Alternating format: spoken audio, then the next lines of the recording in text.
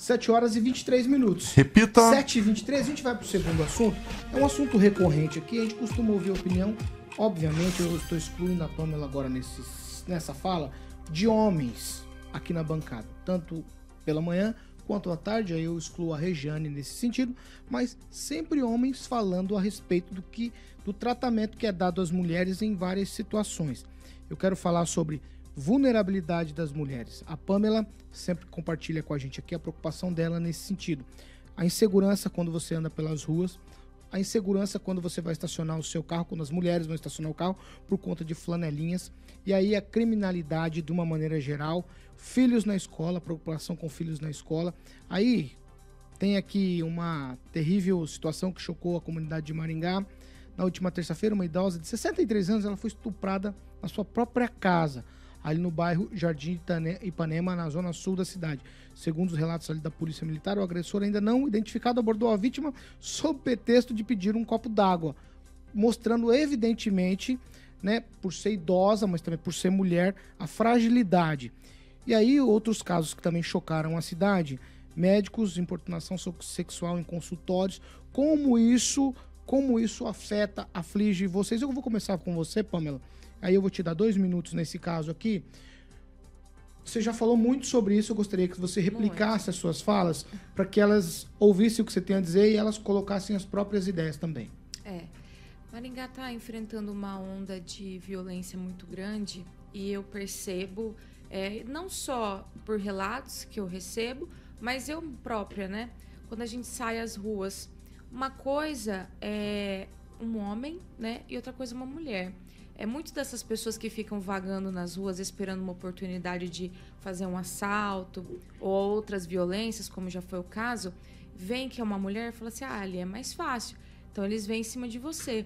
Eu relatei aqui no programa esses tempos atrás que eu tive dificuldade de entrar numa farmácia durante o dia, né? Porque eu fui cercada por 3 homens até eu conseguir entrar nessa farmácia. Então, assim, o que é liberdade de ir e vir? Se a gente não der segurança para as mulheres, vocês concordam que essa liberdade está sendo tolhida? Porque a gente fica com medo, né? Você fica com medo de sair às ruas e ser abordada e acontecer algo pior. No meu caso, infelizmente, já aconteceu, já fui assaltada. Mas, que sensação é essa de você ir trabalhar e você ter medo?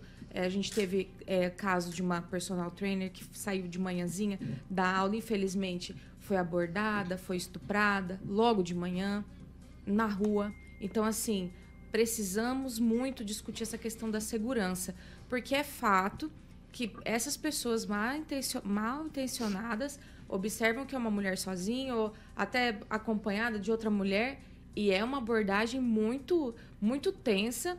A gente começa a falar desse assunto, vários ouvintes ali falam a mesma coisa. Então, eu queria, assim, de verdade, pedir às nossas autoridades que tivessem um outro olhar para isso, porque a partir do momento que você tem medo, seja de sair à noite para se divertir, seja de sair trabalhar, como foi o caso que eu dei, é muito triste. E eu preciso falar uma coisa sobre a polícia. Sobre esse caso dos médicos, a gente vai entrar ou já vamos entrar nessa questão aqui? Não, você pode ficar à vontade, era num pacote, tá, Pamela? Então tá, tem essa questão dos médicos aí que, né, infelizmente se aproveitaram da profissão para abusar sexualmente, enfim. E eu fiquei muito triste porque eu vejo a polícia assim dizer, olha, esse segundo caso, eles não entregam o nome da pessoa, mas falam assim, se outras mulheres tiverem problema com esse médico, procure a polícia. Uhum. E quem é o médico? Como vocês querem que as pessoas ajudem? Que as mulheres vão lá e façam a denúncia?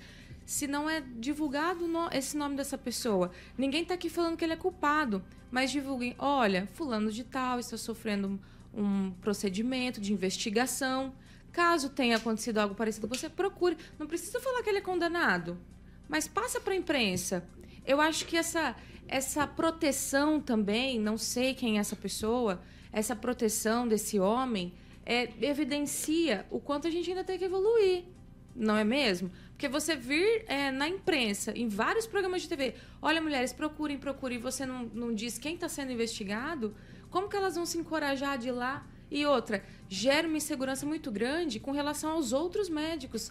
Eu tenho uma consulta essa semana, mês que vem. Como eu vou saber se aquele médico que vai me atender é essa pessoa envolvida? Que chato isso. Então, precisamos evoluir nesse sentido também. Professora Ana Lúcia, a vulnerabilidade da mulher, evidentemente, ela é maior que a dos homens.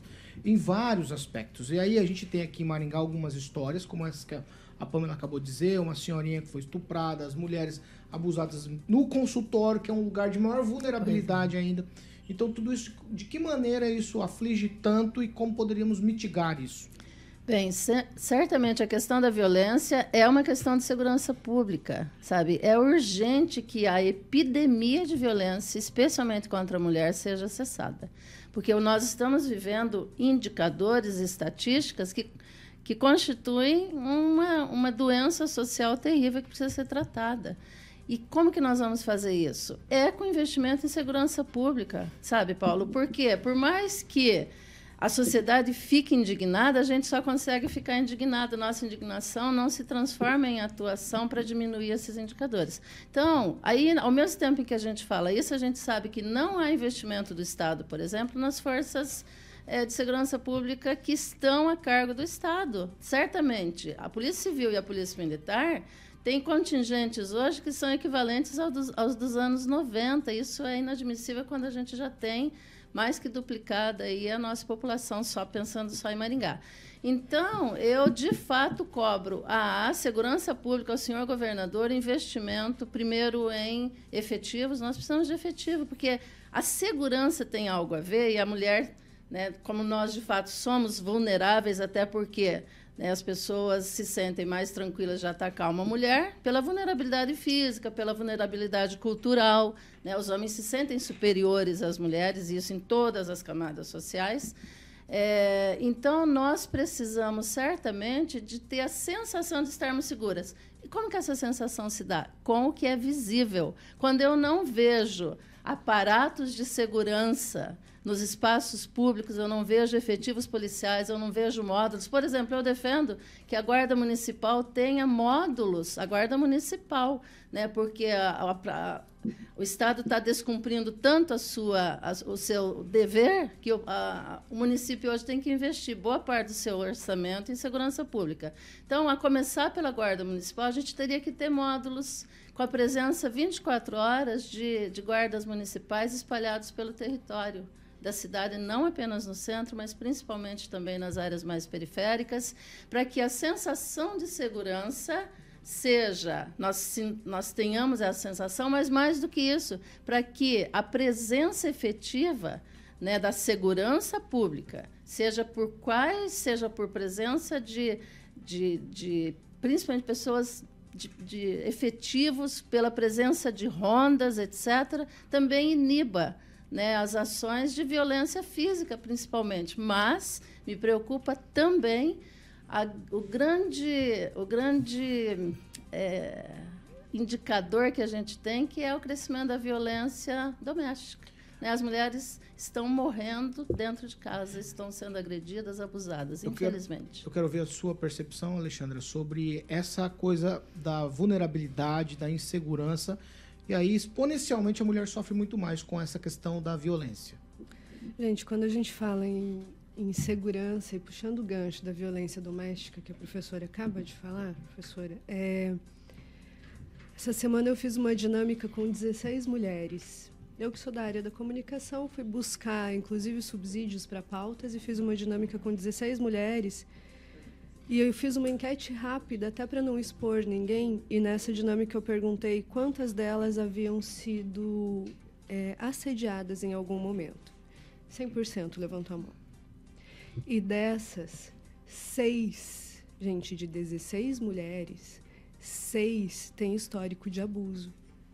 E esse abuso ele não acontece na rua, esse abuso acontece dentro de casa, onde, essencialmente, nós deveríamos estar protegidas.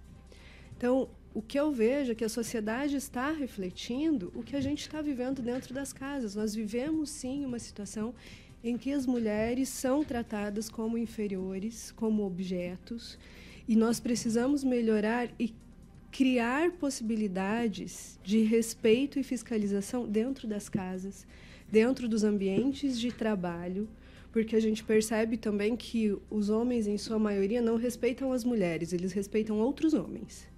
Se a mulher está acompanhada ou se tem um homem dentro de casa, ela é respeitada. Se a mulher está sozinha, não. Inclusive, a gente ouve relatos de meninas de 20 anos que não podem ficar paradas próximas a esquinas porque os carros param para pedir quanto ao programa.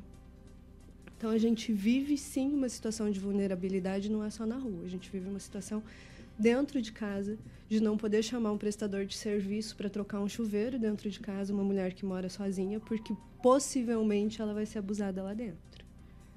Então, para mim, esse tipo de ação e de política pública tem que começar dentro de casa, tem que começar na educação, na fiscalização, e graças a Deus a Casa da Mulher Brasileira vai nos ajudar nisso em Maringá, porque nós já temos o anúncio da implantação e nós temos que saber que quando nós denunciamos, nós estamos seguras, porque também é um medo muito grande. Dessas 6 mulheres com quem eu conversei, nenhuma denunciou. Porque a denúncia, ela desestabiliza uma família, ela desestabiliza toda uma vida que a pessoa tem estruturada, e ela opta por não denunciar, inclusive porque, como é que eu vou provar? Quem vai me atender dentro da delegacia? Vai ser um homem que vai me dizer assim, defina assédio, defina abuso. Ah, mas você tem certeza? Ninguém vai acolher. E é para isso que a gente precisa, sim, concordo, professora Ana Lúcia, de políticas públicas para mulheres e para dar equidade, porque a igualdade para nós não basta. Kelly, eu quero te ouvir sobre essa perspectiva da vulnerabilidade da mulher para a gente fechar aqui esse primeiro bloco. Perfeito, Paulo. Comentando o que a professora falou, segurança pública é essencial. Nós precisamos investir. Maringá precisa investir em segurança pública. Em alguns lugares, em alguns países, há módulos móveis da polícia. Então, o módulo não é fixo. A polícia tem um módulo móvel que, em determinado bairro está tendo uma situação específica, o módulo vai para aquele bairro, fica determinado tempo e fica por lá uma semana e resolve uma situação específica. É uma solução para alguns casos que estão ocorrendo em Maringá. Porque, realmente, ontem eu fui num evento à noite, eu fiquei com receio de voltar com minha filha de 10 anos, de parar no semáforo à noite. Eu tenho receio de parar no semáforo à noite em Maringá, porque eu não sei se eu vou ser abordada ou não. Você fica olhando no retrovisor, esperando ver se você vai ser abordada, porque eu já fui abordada, né? E na questão da violência, para mim, há uma solução, que é educação.